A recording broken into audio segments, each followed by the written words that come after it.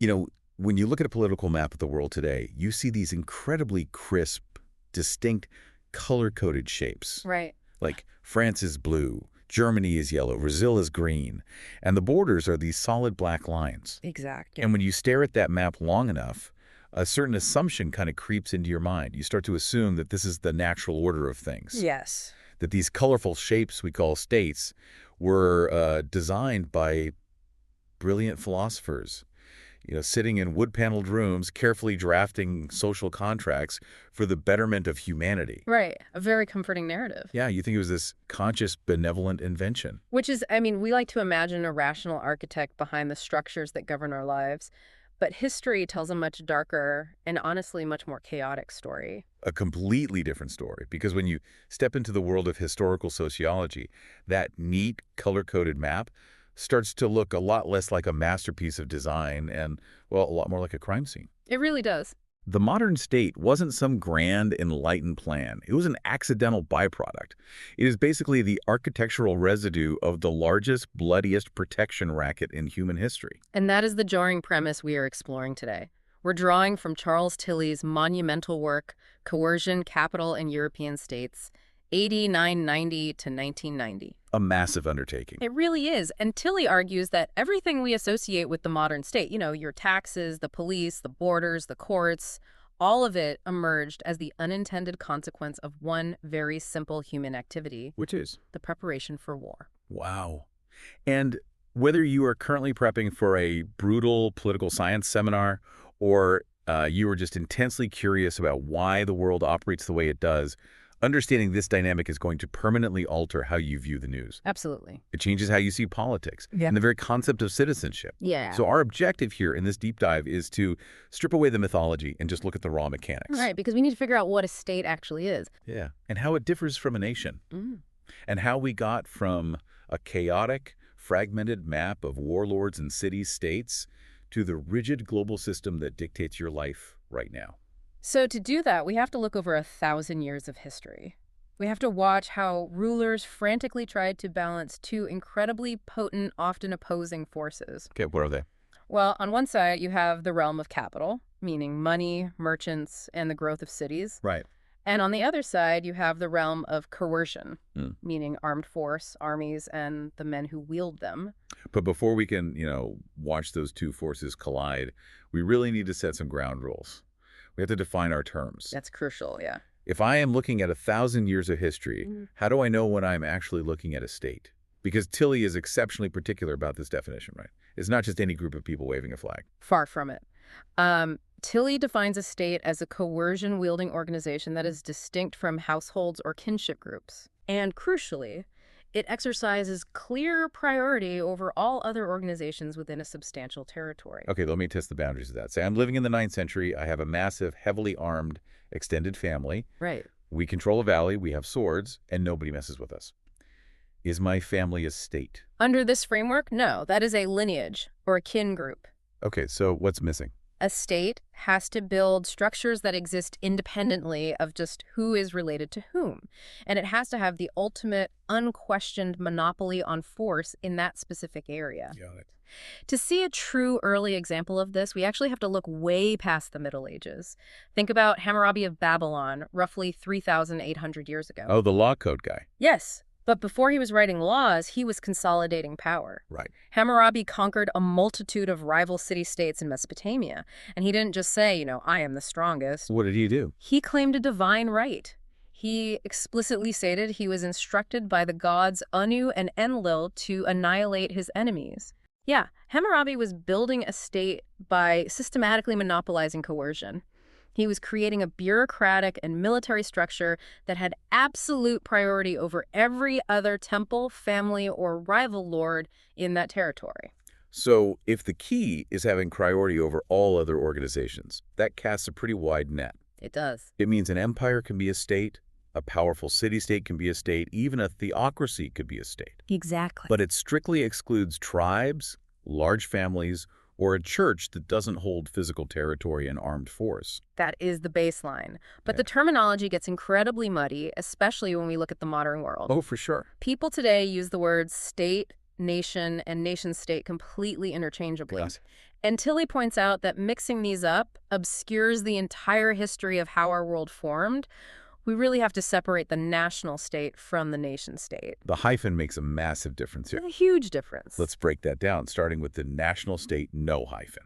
Okay, so a national state is an entity governing multiple contiguous regions and their cities by means of centralized, differentiated, and autonomous structures. Basically, a large territory governed by a central apparatus. Right. France, Great Britain, Prussia, these grew into national states. But a nation state with the hyphen, that implies something much more specific. It implies an ideal. A hyphenated nation state is a political unit where the people within the borders share a strong, homogeneous, linguistic, religious, and symbolic identity. Like the political borders perfectly match the cultural borders. Yes, exactly. And the staggering revelation from the source material is that this ideal, the hyphenated nation state, is historically almost non-existent. It's vanishingly rare. We talk about it like it's the default setting of humanity, but it is incredibly rare. It's basically a myth that states project backward onto their own history to justify their existence. Take the quintessential European powers we just mentioned.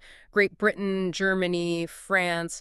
None of them truly met the test of being homogeneous nation-states for the vast majority of their existence. Because they were so fractured. Exactly. France had regions speaking entirely different dialects. Great Britain was a fractured amalgam of English, Scottish, Welsh, and Irish identities. Right. Germany was a patchwork of distinct principalities with totally different religious leanings. They were national states, sure, but they were not single nations. What about outside of Europe? Because the text mentions China as a massive outlier in state history. China is an extraordinary exception because it managed to exist as a continuous national state for thousands of years. Wow. It survived dynasty changes and massive upheaval. The central bureaucratic structure just endured. It did. However, even China, with its vast geography, multiple distinct languages, and wildly different regional cultures, was never a hyphenated nation-state. So if these entities are not grand, unified cultural brotherhoods holding hands under a shared flag, what actually binds them together? That is the big question. Because when I read Tilly's mechanics of how early states operated, extracting resources, monopolizing violence, expanding borders, I couldn't shake a very specific, very unromantic image. Let me guess. It sounds exactly like a mafia protection racket. Tilly does not shy away from that comparison. He explicitly embraces it. Really? Yeah, if you strip away the pomp, the crowns, and the national anthems, rulers essentially operated as racketeers. Let's follow that logic for a second. If I'm living in a neighborhood controlled by the mob, I pay them a cut of my business. Right. That is my tax. I pay them so they protect my shop from the rival mob one neighborhood over. Exactly. But the unspoken truth is, I am also paying them so that they don't smash my windows themselves. The dynamic is identical. The ruler offers you protection from external enemies, the neighboring king or the marauding warlord. Yeah. But the ruler is also the primary threat to your livelihood. If you refuse to pay the tax, the ruler's tax collectors and soldiers will seize your property, imprison you, or worse. So it's an extortion scheme. The ruler extracts resources from you to fund their own survival and their own violent ambitions. This completely gets the traditional idea of the social contract. It really does. We are taught in school that society came together, looked at the chaos of the natural world, and willingly surrendered some freedoms to a benevolent government in exchange for mutual benefit and public works. From the perspective of historical sociology, that social contract is a polite fiction. Just a story we tell ourselves. It is a philosophical justification invented long after the fact to legitimize a reality that was forged in blood and extortion. Wow. These early rulers did not set out to build public schools, sanitation systems, or highway networks. They woke up every day trying to figure out how to build a bigger army to protect their borders and conquer the guy next door. But to build a bigger army, you need food, you need weapons, and you need young men. And you have to pull those resources out of your population. Right. If you are a king trying to extract grain, manpower, and silver from millions of uncooperative peasants spread across hundreds of miles, You can't just do it yourself. You can't just ride around on a horse asking for wheat. Exactly. You need a system.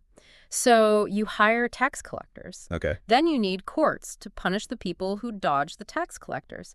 Then you need a treasury to manage the silver the tax collectors bring in. So you accidentally build a government. Precisely.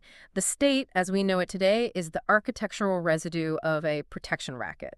The bureaucracy was just the machinery required to make the extortion efficient. That is a staggering paradigm shift. Yeah. The very institutions that regulate our lives today are the fossilized remains of medieval warlords trying to fund their next campaign. It changes how you look at a tax form, doesn't it? Definitely. So how did this process actually unfold? The source material frames this entire 1,000-year evolution as a collision between two distinct realms, capital and coercion.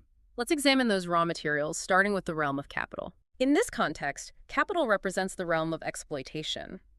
It encompasses tangible, mobile resources, wealth, goods, credit, and the people who dedicate their lives to accumulating them. So we're talking about merchants, financiers, traders, and bankers. Exactly. And capital doesn't like to spread out evenly, right? Yeah. It pools. And where capital pools, you get cities. That brings in Lewis Mumford's threshold theory, which is vital here. It was theory. Mumford observed that if a region has a low level of political power and a low level of economic production, human settlements remain stagnant. You just get scattered villages. Right, maybe small farming bands. They are trapped below the threshold. But the moment agricultural surplus or trade routes allow capital to accumulate, you cross that threshold. Markets form. Markets form, artisans gather, cities crystallize. And these cities become incredibly wealthy. But a massive pile of gold is just a target unless someone is guarding it. Very true. And that is exactly where the wielders of coercion, the kings and the lords, step into the picture. Yes, but this isn't a harmonious partnership. The text highlights a historically turbulent, almost toxic love-hate relationship between cities and states. Toxic is a good word for it. It is a dynamic defined by mutual necessity and mutual resentment. Consider the mindset of a conqueror, a wielder of coercion.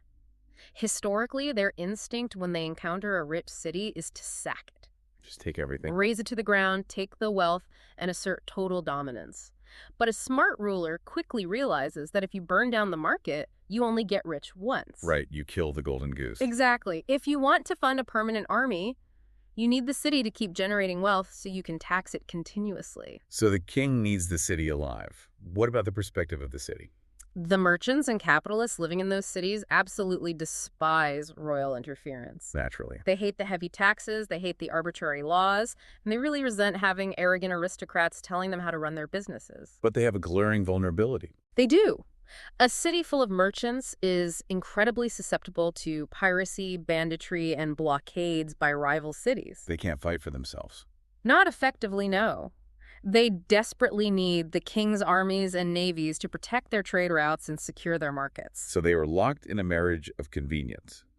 The merchant needs the king's sword to protect his ships, and the king needs the merchant's gold to polish his sword. That's a perfect way to put it. Which brings us directly to that second pillar, the realm of coercion. If capital is the realm of exploitation, coercion is the realm of domination. Right. Coercion is the application of force. It is armies, incarceration, expropriation, and the threat of violence. Okay. And just as the concentration of capital organically produces cities, the concentration of coercive means produces states. This leads to one of the most fascinating mechanisms of state building mentioned in the text, the disarmament of the civilian population. Yes, this is a huge turning point. When we think of the medieval or early modern world, we forget how heavily armed the average person was. We picture like peasants with pitchforks. But the reality was far more dangerous. It was a deeply militarized society at every level. Ordinary men routinely carried lethal weapons as a matter of daily life. Just going to the market with a sword. Exactly. But the real threat to a ruler wasn't a peasant with a dagger, it was the nobility. The aristocrats. Right. Aristocrats maintained massive private armies and fortified their estates. And crucially, they had the legally recognized right to use them. The text points to a very specific example of this, the 12th century customs of Catalonia. Yes. The legal code in 12th century Catalonia explicitly recognized the right of nobles to wage private war against one another. Wait, really? Legally? Legally. If a duke felt slighted by a neighboring count, he didn't file a lawsuit. He marched his private army over and laid siege to his neighbor's castle. That is wild. It was legally sanctioned, decentralized violence. Try to conceptualize that in the modern world for a second. Imagine if a billionaire tech CEO felt a rival company infringed on a patent, and instead of calling lawyers, he legally deployed a heavily armed private militia to besiege the rival's corporate campus in Silicon Valley. It sounds like a dystopian movie. It really does, but that was the baseline reality of Europe. And if you are a king trying to build a centralized state, that reality is intolerable. You can't govern that. Your authority is an illusion if the duke in your own backyard commands more soldiers than you do. The king cannot be the ultimate arbiter of law if his subjects are legally allowed to butcher each other to settle land disputes. So how does a ruler actually strip away that power? Because you can't just send a polite letter asking the nobility to please disband their private armies. No, you have to do it systematically, and often violently. Rulers had to actively engineer a monopoly on violence. How? Well, the text highlights the strategies used by the Tudors in England and Louis XIII in France. They made it a state priority to physically dismantle the infrastructure of private warfare. Louis XIII is an incredible example of this. The source notes he actually tore down more castles than he built. Which seems counterintuitive until you understand the geography of coercion. What do you mean? Louis XIII built massive, modern fortresses on the external borders of France to keep foreign armies out. Okay, that makes sense. But simultaneously, he dispatched royal engineers and masons into the interior of his own country to systematically demolish the ancient stone castles of his own nobility. Wow. He was physically removing their ability to defy him. Exactly. Without a castle to hide behind, a rebellious lord could be easily crushed by the king's standing army. They outlawed dueling, they criminalized the private bearing of arms, and they ruthlessly suppressed independent militias. They essentially carved the world into two distinct spheres. A highly violent military sphere directed outward at enemies, and a deeply pacified civilian sphere directed inward. And the result was a profound shift in daily life. Over centuries, they created a society where it became perfectly normal for a fully armed agent of the state, a soldier or a police officer, to confront a completely unarmed civilian. Because the state became the sole legitimate owner of violence. Exactly. And the impact on day-to-day safety was staggering. We tend to think of the past as a simpler, safer time, but the statistics tell a different story. A very different story. The source material notes that because of all this localized private warfare, the homicide rates in 13th century England were roughly 10 times higher than they are today. It is a phenomenal drop in interpersonal violence. 10 times. By slowly disarming the public and monopolizing the courts and the use of force, the state radically reduced the chances of you being murdered by your neighbor. This was a massive centuries-long project across the entire European continent. Which provides incredible context for a modern anomaly that the text points out. Yes, the United States. Right. When you look at the United States today, with its widespread civilian possession of firearms and high rates of private gun ownership, it stands in stark contrast to the rest of the Western world. From the perspective of this historical process, the United States is a glaring exception. Because the European project was defined by the state achieving absolute monopoly over coercive means and disarming the populace. Right. By maintaining a heavily armed civilian population, the U.S. retains a dynamic that European states spent centuries trying to eradicate. And the statistical result, as noted in the source, is a homicide rate in the U.S. that is orders of magnitude higher than its European counterparts. It is a modern reflection of what happens when the monopoly on violence is incomplete or voluntarily restricted. Okay, so we've established the raw materials. You have growing cities generating massive capital, and you have ambitious rulers successfully monopolizing coercion and disarming their populations. The board is set. But what forces these two pillars to smash together and build the complex bureaucracies we live under today? The catalyst is grim, relentless, and unavoidable. War. Yes. The engine of state formation is war. As Tilly famously codified, war made the state, and the state made war. War made the state, and the state made war. Let's break down the mechanics of that phrase. Why is war inevitable in this system? Like, if I am a king and I have pacified my interior and I am collecting taxes from my wealthy cities, why not just sit back, drink wine, and enjoy the peace? Because of the paranoid logic of power. Right. Anyone who controls coercive force naturally desires a secure area where they can actually enjoy the wealth they're extracting. Okay. You want a zone where your tax collectors can operate without being ambushed. That is entirely rational. You need a safe perimeter. But how do you ensure the perimeter is safe? You create a buffer zone. Right. You look at the territory directly outside your borders, and you decide that to keep your secure area safe, you need to control that adjacent land. So you march your army outward. You fight a war, Mm. and you conquer the neighboring valley. Now, the enemy has to cross that valley before they reach your core cities. Excellent. I have a buffer zone. I am safe. For a moment. Uh-oh. But now that you control that new valley, you start taxing it. You put your administrators there. It quickly ceases to be a buffer zone. It becomes integrated into your secure area. Oh, I see the trap. Exactly. Your secure area has just expanded outward, which means your perimeter has moved. And to protect this new, larger perimeter, you suddenly need a new buffer zone. It is a fractal of paranoia. Every time you secure the border, you create a new border that needs securing. You can never have enough buffer zones until you have conquered the entire known world. And the catastrophe is that every other ruler on the continent is following that exact same rational, paranoid logic. Wow. When everyone is simultaneously trying to expand their buffer zones into their neighbors' territories, war is not an aberration. It is a constant structural necessity. And as the centuries grind on, the nature of these wars fundamentally changes. It escalates. The text brings in research from Jack Levy and Petram Sorokin to track this escalation, and the statistics are chilling.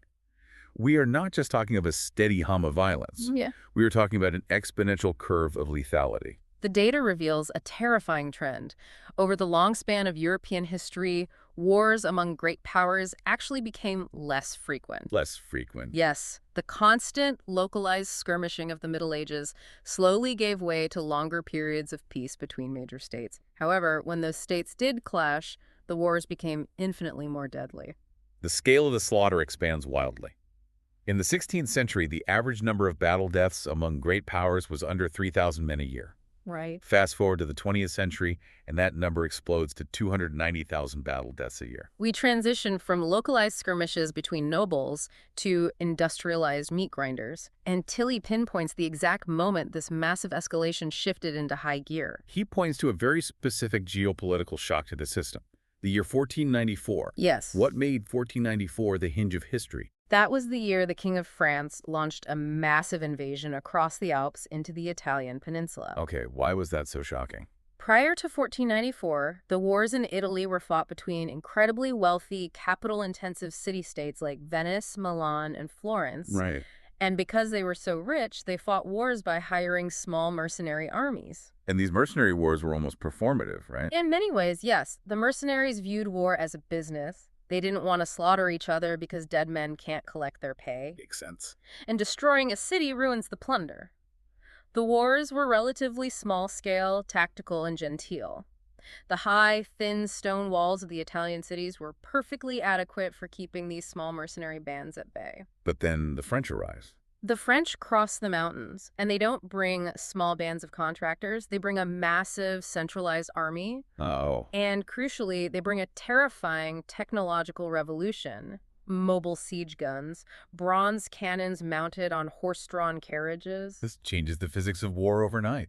Completely. The tall, elegant walls of the Italian city-states, which had provided security for generations, were utterly shattered by this new artillery in a matter of hours. Wow. The French army tore through the peninsula with unprecedented speed and violence, soon followed by the Spanish army, who rushed in to contest the territory. And the trauma of this invasion wasn't just military. The text includes a historical detail that highlights just how apocalyptic this felt to the people living through it. It was devastating on multiple fronts. When the Spanish and French forces clashed over the city of Naples in 1494 and 1495, they unleashed a biological catastrophe alongside the artillery fire. Yes. The siege of Naples is infamous because it acted as the epicenter for a devastating new plague. Syphilis. Right.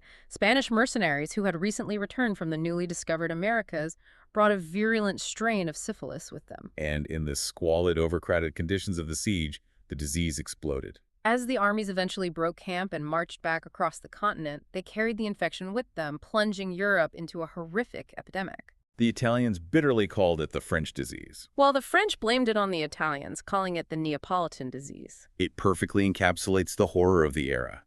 New weapons shattering your walls, foreign armies pillaging your wealth, and new diseases ravaging your population. If you are a ruler witnessing the invasion of Italy, you realize the old rules are dead. A small militia and a high wall are no longer enough to protect your secure area. The realization was universal adapt or be conquered. You could no longer survive with a part-time army. So what did they do? You needed deep earthwork fortifications that could absorb cannon fire. You needed your own foundries to cast massive bronze artillery. Right. And most importantly, you needed tens of thousands of highly trained infantrymen to protect those cannons and man those forts. The scale of mobilization skyrocketed. Look at Spain. In 1492, the Spanish crown fielded an army of about 20,000 soldiers. Which was a lot then. But just 60 years later, by 1552, Emperor Charles V was managing an army of 148,000 men. The sheer logistical leap is hard to fathom. Which brings us to the most massive logistical puzzle of the whole era. If Spain suddenly scales up from 20,000 men to 148,000 men in the 1500s, how do they feed them? Right. How do they outfit them with armor? How do they pay them? They don't have a modern IRS. They don't have a computerized central banking system. How does a pre-industrial king afford a modern-sized army? The short answer is they couldn't. Not on their own. They just couldn't. The central states were still too weak, their bureaucracies too primitive, to draft and supply 150,000 of their own citizens. So, to bridge the gap, they outsourced the violence. This ushers in what Tilly calls the era of brokerage. Running roughly from 1400 to 1700, rulers relied entirely on independent military contractors. They rented their armies. Exactly. They turned to the condottieri in Italy, or specialized mercenary outfits from other regions like the highly sought-after Swiss pikemen. So these aren't just roaming thugs. No, you have to think of these mercenary captains not as rogue thugs, but as the CEOs of massive private military corporations. They're managing multi-million-dollar enterprises. They absolutely were. The king would sign a contract with a mercenary captain, providing a lump sum of gold. And then? It was then the captor's responsibility to go out, recruit the men, buy the muskets, secure the grain, and deliver a fully functional regiment to the battlefield on a specific date. The commodification of war. And the source material highlights just how extreme this business model could get. It wasn't just roaming bands of men looking for work. Entire states turned themselves into mercenary factories. That's true. The prime example given is the German state of Hesse-Kassel in the 18th century. Hesse-Kassel is a fascinating, disturbing case study in coercion. It really is. It was a relatively small state, Yeah. but the ruler, the Landgrave, transformed his entire society into a highly tuned military export economy. Through extreme coercive measures, he kept roughly 7% of his entire population permanently under arms. Let's pause on that number, 7% of the entire population. It's massive. That means virtually every able-bodied young man is drafted, trained to a lethal standard, and then leased out to foreign kings for profit. These are the famous Hessians that the British rented to fight the colonists during the American Revolution. Exactly. The British didn't want to send their own citizens, so they paid the Landgrave of Hesse-Kassel for his heavily trained stock. And the economic loop of this is astonishing. The Landgrave didn't just hoard the silver he made from renting out his subjects to die on foreign soil. What did he do with it? He reinvested it. He used the massive profits from the mercenary trade to fund extensive poor relief programs and even build maternity hospitals back home in Hesse disaster. If a mercenary captain isn't paid on time, the contract is null and void. The army mutinies. Oh, wow. And suddenly you have 20,000 heavily armed, hungry professional killers roaming around your own interior territory. That's terrifying. They would routinely turn around and sack the very cities they were hired to protect just to get their back pay. They became a greater threat to the state than the invading enemy. And even when they were paid, their loyalty was entirely financial, not ideological. Which leads to absurd and bloody outcomes. The text points to the Battle of Marignano in 1515. What happened there? The King of France had hired a massive army of Swiss mercenaries. The opposing coalition had also hired a massive army of Swiss mercenaries. Oh, no. These two private armies, full of men from the same valleys in Switzerland, met on the battlefield in Italy and proceeded to practically annihilate each other on behalf of foreign paymasters. So if you're a ruler, you are watching your rented armies occasionally mutiny, occasionally slaughter each other, and constantly drain your treasury dry. It becomes mathematically and politically unsustainable. You have to find a cheaper, more reliable source of human life. And this triggers the transition to the next era, nationalization. Between roughly 1700 and 1850, states realized they must bypass the military contractors and start harnessing their own populations directly. They stop renting and start owning. They begin building the massive, permanent bureaucratic machinery required to conscript, train, uniform, and feed their own citizens. This hits its absolute peak during the French Revolution. When the monarchy falls and the republic is surrounded by hostile empires, they don't hire mercenaries. No, they issue the levée en masse. They draft the entire male population. Suddenly, you don't have a rented army of 50,000 professionals. You have a national army of hundreds of thousands of highly motivated citizens fighting for their own survival. The military theorist Karl von Clausewitz witnessed this shift firsthand and famously called it the nation in arms. The sheer scale of a mobilized citizenry was a terrifying new weapon that swept across Europe under Napoleon. But logically, this raises a huge question.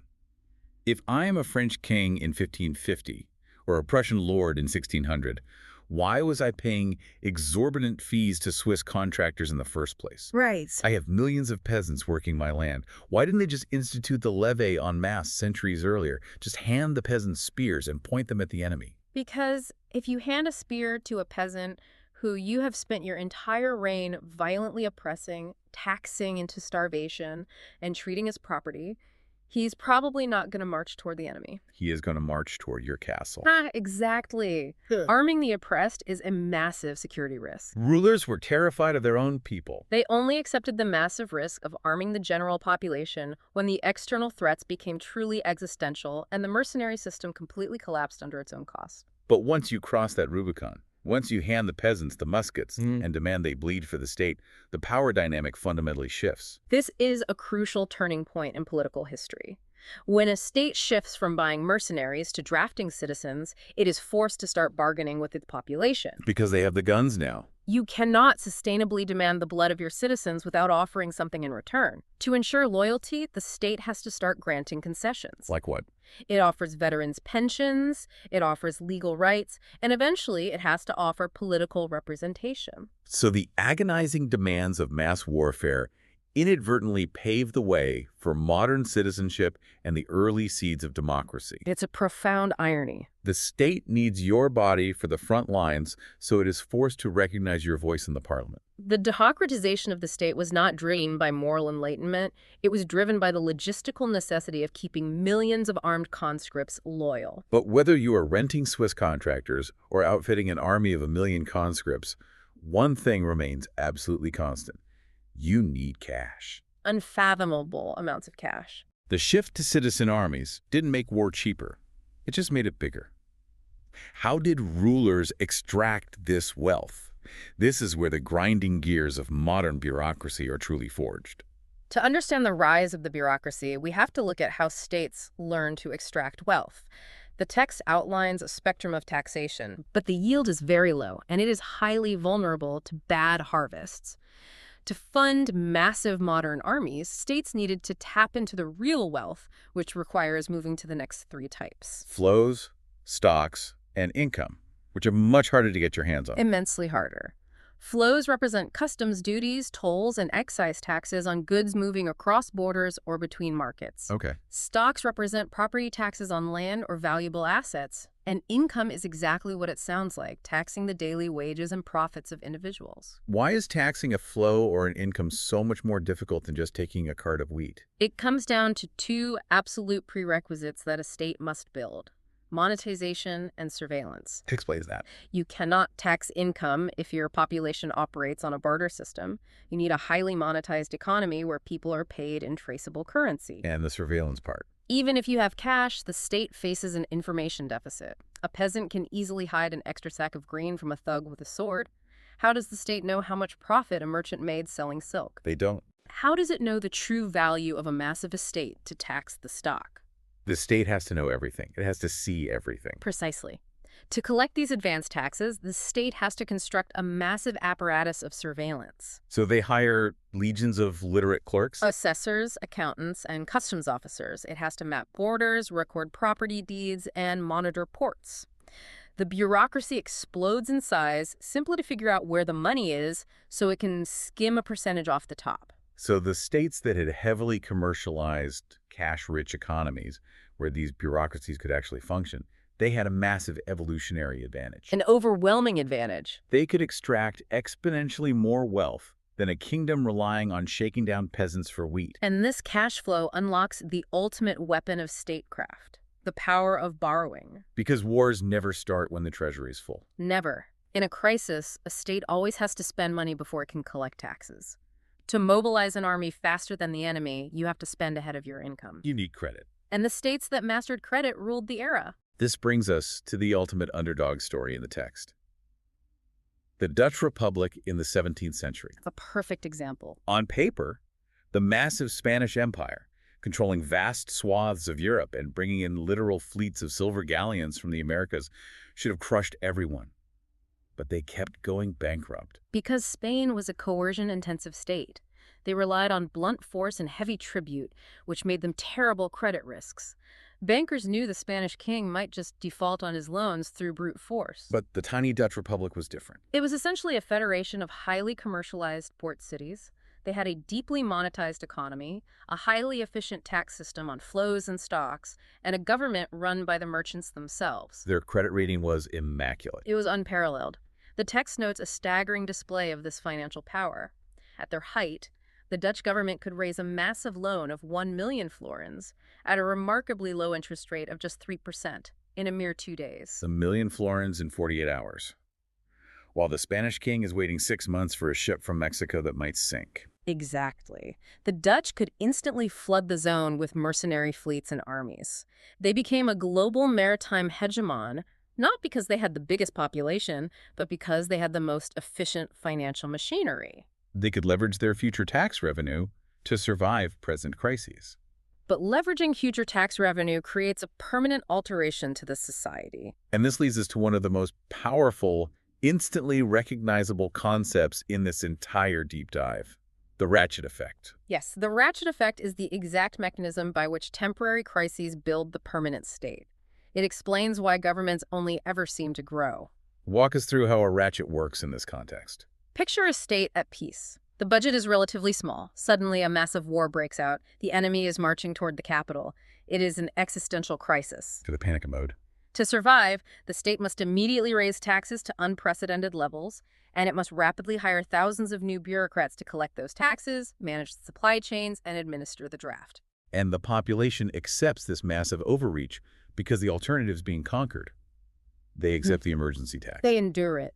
But the crucial moment comes when the war ends, the peace treaty is signed, the existential threat is gone. You would logically expect the taxes to drop back down to pre-war levels and the bureaucracy to be disbanded. But they never do. A ratchet only clicks in one direction. It tightens, it locks, and it cannot spin backward. So the budget never returns to the baseline. Why? First, the state has to pay off the massive mountain of debt it just accumulated from the bankers to survive the war. The emergency taxes stay in place simply to service the interest. And what about that massive army of bureaucrats you hired? The accountants, the supply clerks, the customs agents? They don't want to go back to being farmers. The institution fights to preserve itself. Of course. So this massive administrative machine, which was built purely to funnel resources to the front lines, suddenly finds itself without a war. To justify its continued existence and maintain its budget, it pivots. It starts taking on new peacetime roles. Exactly. The clerks who managed army supply lines start managing infrastructure projects. The administrators who tracked conscripts start managing early forms of public welfare or market regulation. This is mind-blowing. War literally builds the permanent infrastructure of the government. You raise an army of tax collectors to fight a war, and when the war ends, you just reassign them to run the country. The crisis of war ratchets up the state's extractive power, and the institutional inertia prevents it from ever clicking back down. And we see this in modern times. Look at the income tax in the United States or the various emergency bureaucratic agencies formed during World War II or the Cold War. Yep. They were pitched as temporary measures to survive a crisis. But once the crisis passed, the revenue streams and the agencies were woven into the permanent fabric of the nation. The ratchet clicked, and it stayed locked. It is a universal feature of state formation. The machinery of extraction, once built, is almost impossible to dismantle. So we have the universal pressures: The paranoia of war, the desperate need for capital, the extraction of wealth, building these permanent bureaucracies. Right. But Tilly makes it very clear that Europe didn't just walk in a single monolithic line toward the modern state. The local environment completely altered the outcome. He lays out three distinct evolutionary paths that European states took, depending on what resources they started with. Think of it as an evolutionary spectrum. On one end, you have states that started with almost no money but plenty of brute force. Right. On the other end, states with endless money but no standing armies. And in the middle, states that tried to blend both. Let's start with path number one, the coercion-intensive path. This would be the sprawling territories in the east, places like Russia or Brandenburg, Prussia. Picture the geography. These are massive agrarian landscapes. There are very few major commercial cities, a tiny merchant class, and almost no concentrated capital. The economy is based entirely on land and the peasants who work it. So if I am the Tsar of Russia and I need to build a massive army to fight the Swedes, I can't just go to a local banker and borrow 1,000,000 florins. The bank doesn't exist. The cash doesn't exist. So you have to use the only resource you have, brute force. To raise an army, the ruler forms a dark alliance with the armed landlords, the nobility. The ruler empowers the nobles to violently squeeze the peasantry for grain and bodies, They bind the peasants to the land as serfs. effectively turning them into property, just to ensure a steady supply of agricultural wealth and conscripts. Put yourself in the shoes of a citizen living in this coercion-intensive state. Your relationship with the government is entirely defined by violence. It is a brutal existence. A local lord forces you to work his fields under threat of a whip, and occasionally the Tsar's officers arrive to drag your sons away to die in a war hundreds of miles away.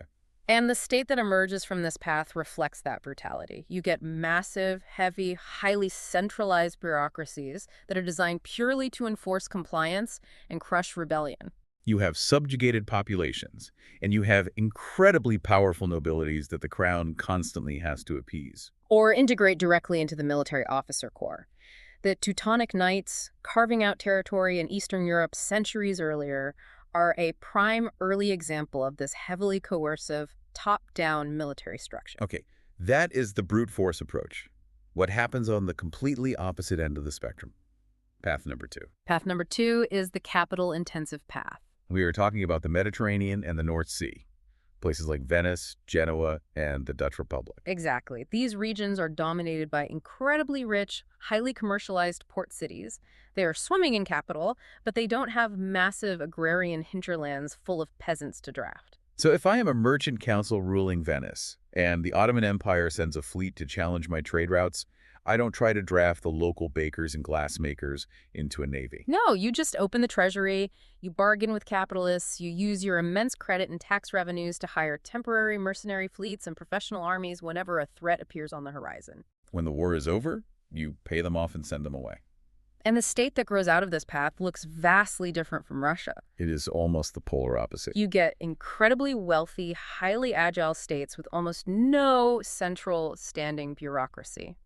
The government isn't a massive machine of oppression. It is essentially just an extension of the municipal merchant councils, focused entirely on protecting trade and managing debt. But here's the fascinating evolutionary twist. Neither the giant coercive empires of the East nor the agile, ultra-rich city-states of the West ended up taking over the globe. The winner was the middle path, Path number three, capitalized coercion. the Goldilocks path. It is the perfect hybrid. This is the evolutionary path taken by France and Great Britain. These states had a crucial, world-beating geographic combination. What do they have? They possessed significant, fertile agricultural hinterlands with large peasant populations they could draft to serve as foot soldiers. But they also possessed major, thriving commercial cities like London or Paris that they could tax to raise immense amounts of capital.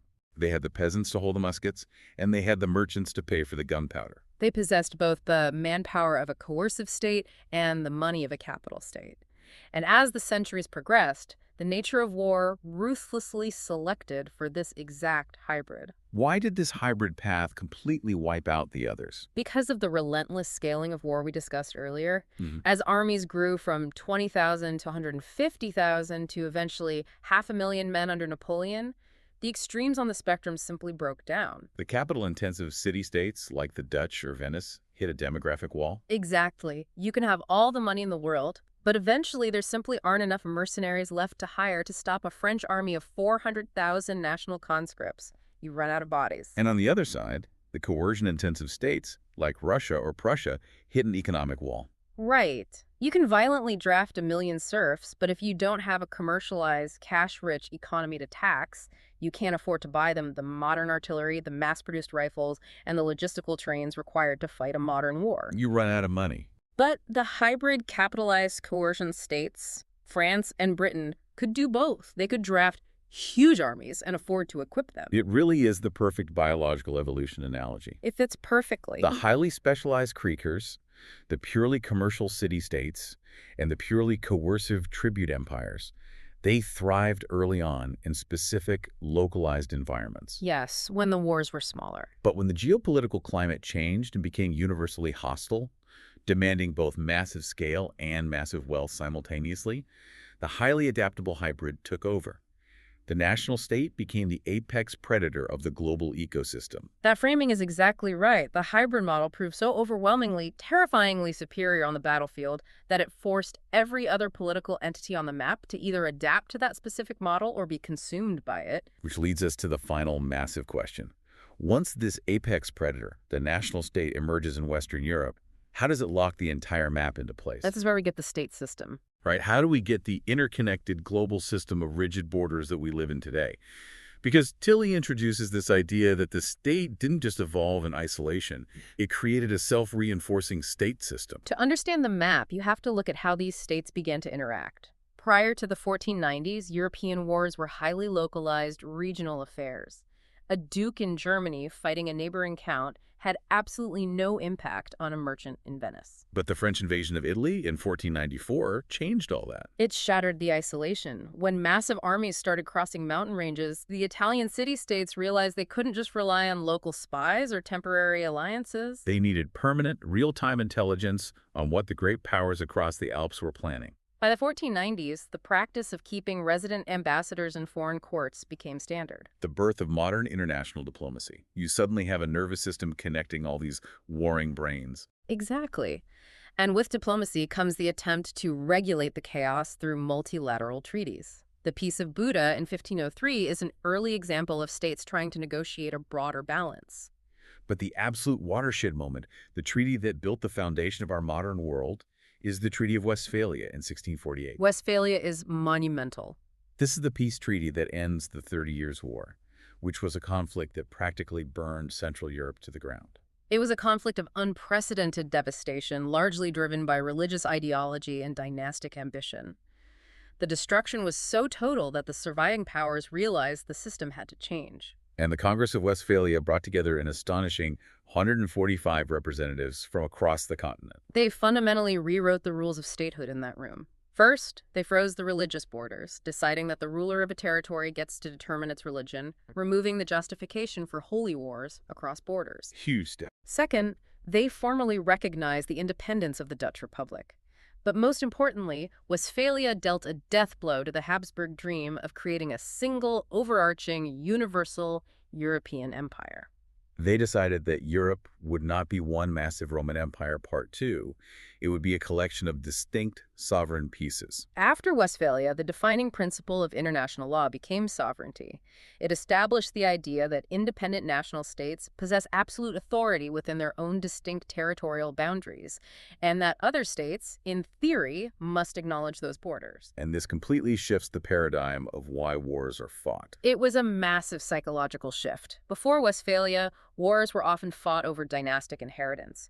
A king would invade a country because his cousin insulted him, or because he believed his grandmother's marriage gave him a divine right to a distant throne. It is basically families squabbling with armies. Exactly. But after Westphalia, it becomes about national interest. States stop fighting over family trees and start fighting over commercial dominance, securing contiguous borders, and maintaining the balance of power so no single state can dominate the continent. The state becomes an entity separate from the monarch's family drama. Okay, so Europe has built this hyper-competitive, incredibly lethal, highly efficient state system. They have locked in their borders. But the map of the world isn't just Europe. How does this very specific, historically contingent European model take over the entire globe? It was violently exported via imperialism. The European powers realized that to feed their massive bureaucracies and maintain their colossal, capitalized coercion military machines, they needed resources on a global scale. And as they expanded across the oceans, they didn't just extract wealth, they forcefully imposed their exact political template on the rest of the world. They force everyone to play their specific game, and the text gives a fascinating example of how artificial this process of state building became, even close to home. Take the nation of Belgium. Belgium is the perfect example of how the state system began dictating reality. If you look at a map, Belgium seems like a natural, historic state. But Belgium didn't organically rise up from the soil as a unified cultural nation over 1,000 years. Belgium was largely carved into existence in the 1830s. Who carved it? A concert of major European powers, primarily Great Britain and France. They intervened in a local rebellion against the Dutch because it suited their broader geopolitical interests to create a neutral buffer state right there on the coast. They literally drew lines on a map, installed a monarch, and willed a national state into existence to maintain the balance of power. And what they did in Europe with Belgium, they eventually did to the entire planet. With devastating arrogance.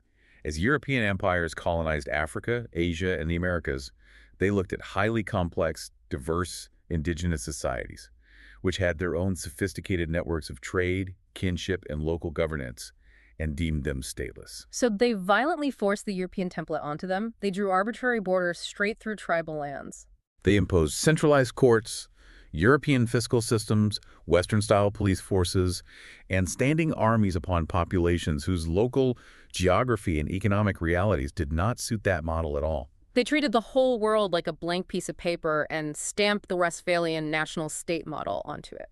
And the sheer dominance of the European military machine made resistance futile. The text provides a staggering statistic. By the year 1914, on the eve of the First World War, European states directly controlled 84% of the Earth's land surface. 84%. Through that overwhelming control, they ensured that the national state, this very specific accidental hybrid forged by European kings desperately trying to afford cannons, became the mandatory default organizational structure for all of humanity. Even decades later, when colonized nations fought for and won their independence, they found that to survive, trade, and be recognized in the global system Europe had built, they had to adopt the exact same national state apparatus of their former colonizers. The map was locked. Which brings us full circle. Let's try to synthesize this incredible, sprawling journey for everyone listening. When you look at that color-coded map now, the line should look entirely different. The modern state, with its IRS, its crisp border crossings, its police forces, its sprawling social services, and its labyrinthine bureaucracy, was not a gift from enlightened planners. No, it is not the realization of some grand philosophical social contract signed by willing citizens. It is the architectural residue of a millennium of warlords and kings frantically trying to survive.